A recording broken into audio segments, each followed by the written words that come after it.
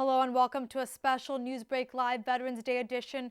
During World War II, about 350,000 women served in the U.S. Armed Forces, and there are only 1,000 women who are civilian pilots.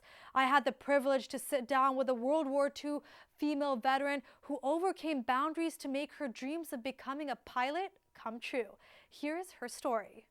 For Yvette Hyatt Kovary, serving her country during World War II was always going to be part of her lifelong journey.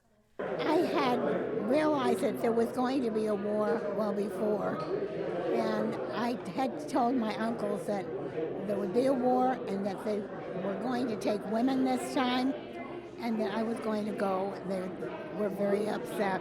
But soon after graduating college, Kovary applied to the Coast Guard in hopes of becoming a pilot one day.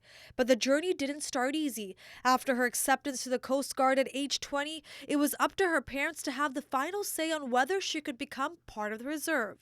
My parents had to sign for me because I wasn't 21. They were not pleased, and they were dragging their feet. And I said, well, we'll wait 8 more months and then I'll be 21 and you won't have to sign for me. With a stamp of approval, Kovary was off for communications training and soon became a member of the coding team in Washington State, where she coded incoming and outgoing messages as a member of the historic U.S. Women's Reserve Unit called SPARS.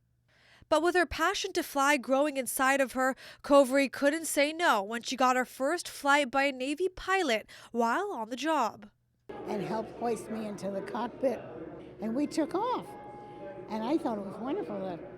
I knew I would love it, and I did.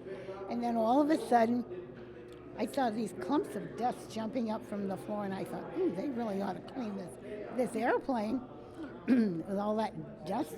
And then I looked up, and there was water up there because he had slow rolled it. And I loved every minute.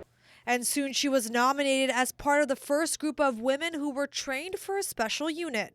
16 of us being sent to Atlantic City Radio School for high-frequency direction finding for air-sea rescue. Kovary and the other women were part of the first and only group of women to be trained for navigation and radio. But in 1946, after the war was over, Kovary was nominated to join the 99s, the first all-women pilot organization that left a mark for future generations.